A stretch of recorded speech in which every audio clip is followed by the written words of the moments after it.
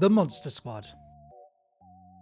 Before monster teams became cool again in movies and modern TV, there was a short-lived but memorable Saturday morning series called The Monster Squad. Airing in 1976, this live-action children's show mixed classic horror characters with slapstick comedy, bright costumes, and the unmistakable creative style of Sid and Marty Krofft. Although it only lasted one season, The Monster Squad has lived on in the memories of fans who grew up watching it. It's a strange, cheerful time capsule from an era when television was bold, silly, and unafraid to put Frankenstein, Dracula, and werewolf together to fight crime for kids. What was The Monster Squad? The Monster Squad was a live-action children's TV series that aired on NBC as part of its Saturday morning lineup. It ran for 13 episodes from September to December 1976. The show followed a group of friendly monsters who secretly worked for a government agency. Their job was to stop mad scientists, evil creatures, and strange threats that normal humans couldn't handle. While people thought of monsters as scary, this squad proved that they could also be heroes. The team included Dracula, the leader; Frankenstein's monster, strong but gentle; the Wolfman, loyal and brave. Created by the kings of weird TV. The series was created by Sid and Marty Krofft, two brothers who helped shape 1970s children's television with shows like H.R. Pufnstuf, Land of the Lost, Sigmund and the Sea Monsters, and The Bugaloos. The Kroffts were known for bright, exaggerated costumes, strange fantasy worlds, goofy humour mixed with adventure, a slightly surreal tone that felt like a dream. The Monster Squad fit perfectly into their style. It wasn't meant to be scary. Instead, it was playful and colourful, turning classic horror icons into cartoon-like heroes kids could cheer for. Classic monsters with kid-friendly makeovers. One of the most interesting things about The Monster Squad is how it reimagined famous horror monsters.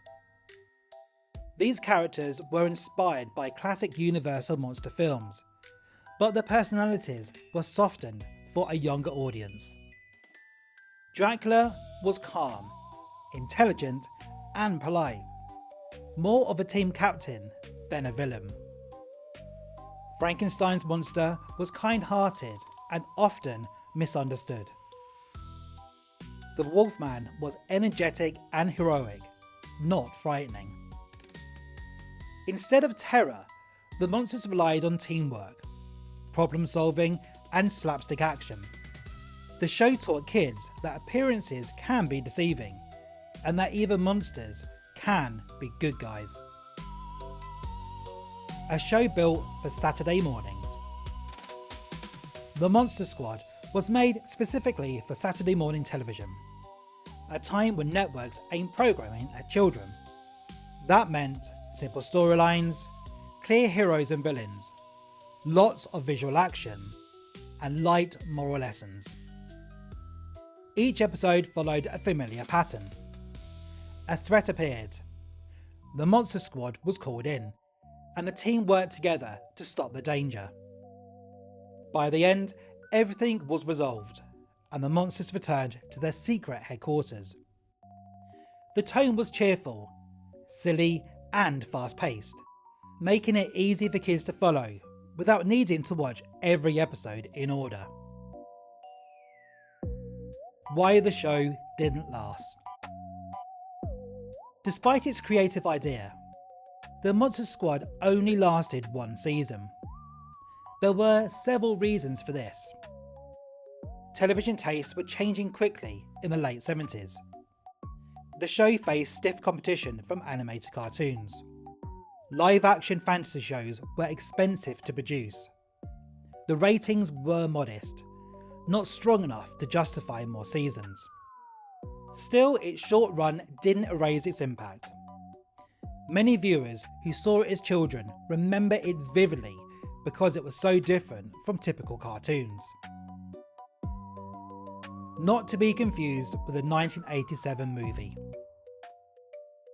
It's important to note that the Monster Squad TV series is not connected to the 1987 cult horror film The Monster Squad.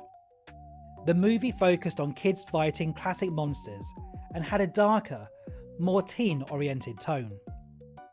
The TV series, on the other hand, came more than a decade earlier and was made strictly for young children. They share a name and monster theme, but they are completely separate creations.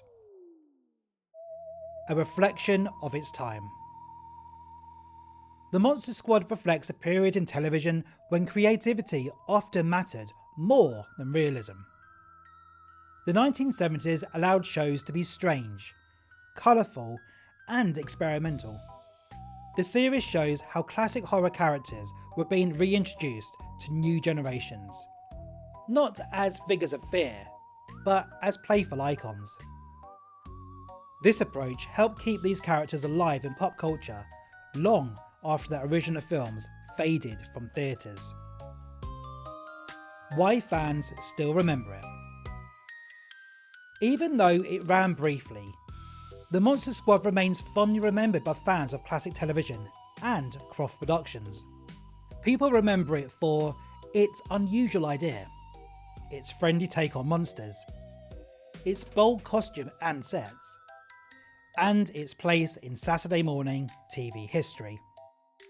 It's one of those shows that feel like a forgotten experiment, odd, charming, and very much of its time. Monsters with a Heart. The Monster Squad may not have lasted long, but it captured something special. It showed that even the most frightening characters could be reimagined as heroes, friends, and protectors. In a world of cartoons and superheroes, it dared to put Frankenstein and Dracula on the same team. Not to scare children, but to entertain them. That simple twist made it unforgettable.